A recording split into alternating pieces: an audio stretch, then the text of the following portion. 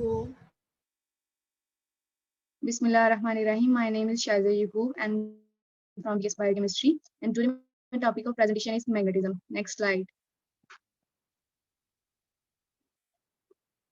And my content is introduction, definition, basic concepts of magnetism, types of magnetism, Curie and Curie Weiss law of magnetism, susceptibility, history, hysteresis law, and what do we use magnetic for? And is magnetism is a renewable energy application of magnetism? Next slide. So first we have the introduction of magnetism. Magnetism is a fascinating, invisible force. It influences the environment around it. And magnet is a material that can pull certain types of metal towards itself, unlike many other forces. Magnetism doesn't have to touch the objects it affects. Gravity is also an invisible force that acts at a distance. Next slide. So here we have a history of magnetism. Limestone, a natural magnet attracting iron nails. Ancient humans discovered the property of magnetism from limestone. An illustration from Gilbert's 60s demagneting, showing one of the earliest methods of making a magnet. A blacksmith holds a piece of red hot iron in north-south direction and hammers it as it cools. The magnetic field of the earth aligns the domains, having the iron a weak magnet. Drawing up from medical treatment using magnetic brushes, Charles Jacques, 1843 in France. Magnetism was first discovered in the ancient world when people noticed that limestone naturally magnetized pieces of the material magnetite, cooled, attract iron. The word magnet comes from the Greek from magnetis, lithos. The magnetism stone, lodestone in ancient Greece, Aristotle attributed the first of what could be called a scientific discussion of magnetism to the philosopher Thales of Miletus, who lived from the about 625 BC to about 545 BC. The ancient Indian medical text Shrusta Samhita described using magnet to remove arrows embedded in a person's body. In ancient China, the earliest literary references to magnetism lies in a 4th century BC book named after it, author Guizes. The 2nd century BC annals Loshichenko also notes the limestone makes iron approach. Some forces is attracting it. The earliest mention of the attraction of a needle in the 1st century balanced right in the dream pool easy. This sculpted a directional spoon from a limestone in such a way that the handle of the spoon always pointed south. Next slide. Here we have the definition of magnetism and that what is magnetism. Magnetism phenomena associated with the magnetic field which arises from the motion of the electrical charges. This motion can take many forms. It can be an electric current in a conductor or charged particles moving through space, or it can be motion of an electron in an atomic orbital. Magnetism is also associated with the elementary particles such as the electrons that have a property called spin. Next slide, please. Here we have the basic concept of magnetism. Magnetism is the force exerted by the magnets when they attract or repel each other. Magnetism is caused by the motion of electrical charges. Every substance is made of tiny units called atoms. Their movement generates an electrical current and causes each electron to act like a microscopic magnet. Next slide. Here we have a types of magnetism. First, we have diamagnetism, then paramagnetism, ferromagnetism, antiferromagnetism, ferrimagnetism, superparamagnetism, and other types of magnetism, magnetic monopoles. Next slide. And the very first type of magnetism is diamagnetism. Diamagnetism appears in all materials and in the tendency of material to oppose an applied magnetic field and therefore to be repelled by a magnetic field. However, in a material with paramagnetic properties, that is with a tendency to enhance an external magnetic field, the paramagnetic behavior dominates. Thus, despite its universal occurrence, diamagnetic behavior is observed only in a purely diamagnetic material. In a diamagnetic material, there are no unpaired electrons, so the intrinsic electromagnetic movement cannot produce any bulk effect. In these cases, the magnetization arises from the electrons' orbitals motions, which can be understood classically as follows. When a material is put in a magnetic field, electrons circling the nucleus will experience, in addition to their Coulomb's attraction to the nucleus, a Lorentz force from the magnetic field, depending on which direction the electron is orbiting. This force may increase the centripetal force on the electrons, pulling them towards the nucleus, or it may decrease the force, pulling them away from the nucleus.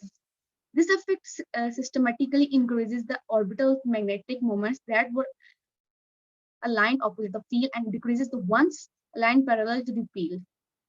This results in small bulk magnetic moment with an opposite direction to the applied field. Next slide. Paramagnetism. In a paramagnetism material, there are unpaired electrons, atomic or molecular orbitals with exactly one electron in them, while paired electrons are required by the Pauli exclusion principle to have their intrinsic magnetic moment pointing in opposite direction, causing their magnetic field to cancel out. An unpaired electron is free to align its magnetic moment in any direction. When an external magnetic field is applied, these magnetic moments will tend to align themselves in the same direction as the applied field, thus reinforcing it. Next slide.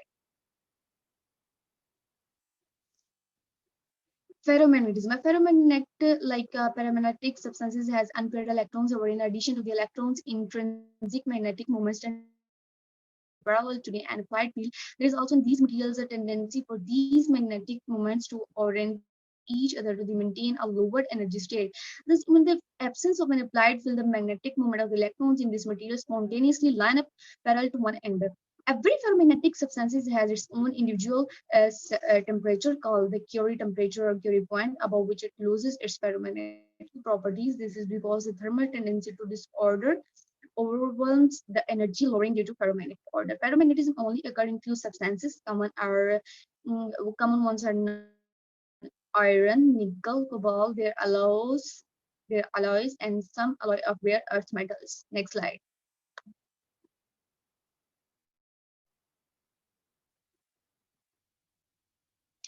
Antiferromagnetism.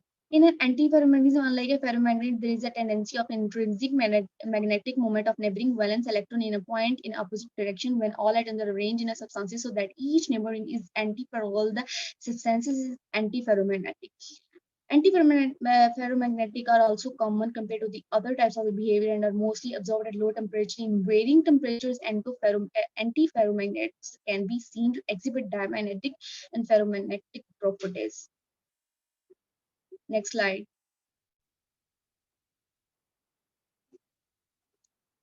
Superparamagnetism. When a ferromagnetic or a ferrimagnet is sufficiently small, it acts like a single magnetic spin that is subject to Brownian's motion. Its responses to a magnetic field is qualitatively similar to the responses of paramagnetic, but much larger. Next slide.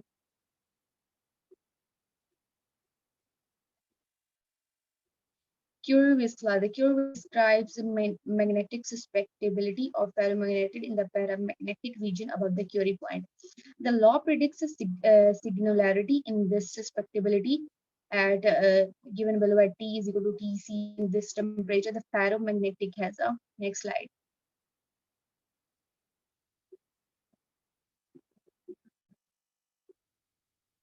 Next, we have a magnetic susceptibility. In electromagnetism, the magnetic susceptibility is a measure of how much material will become magnetized in an applied magnetic field. It is the ratio of the magnetism to the applied magnetizing field intensity. Next slide.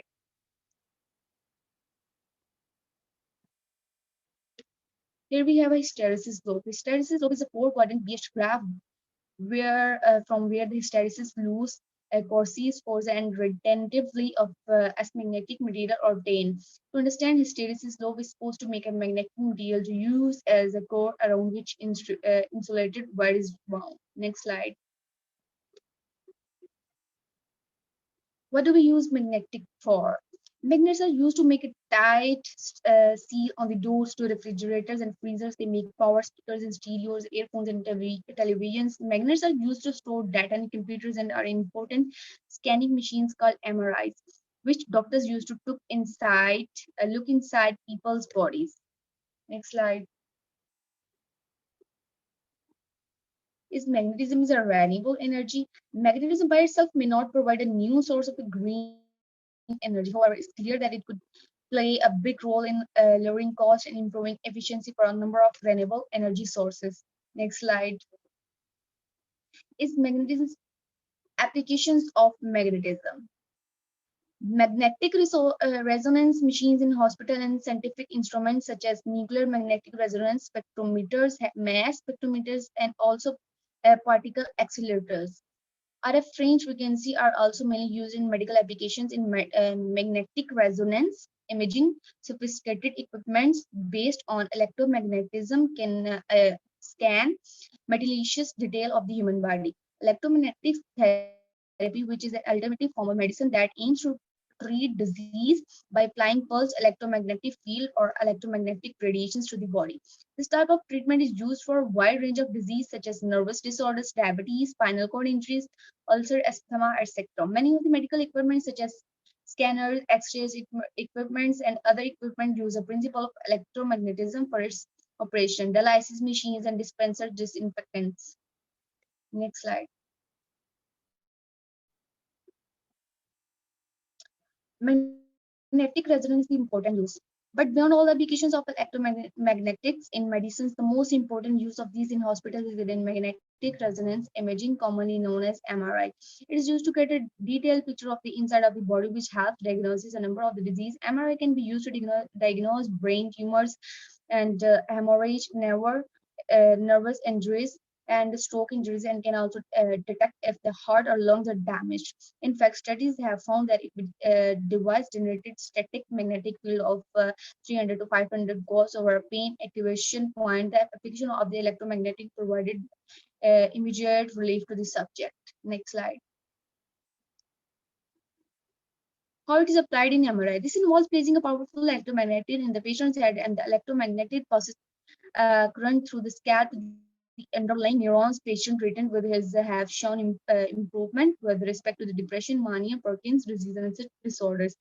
Magnetic resonance imaging is now considered a diagnostic tool with high potential, but more studies are needed before its satisfy can be granted.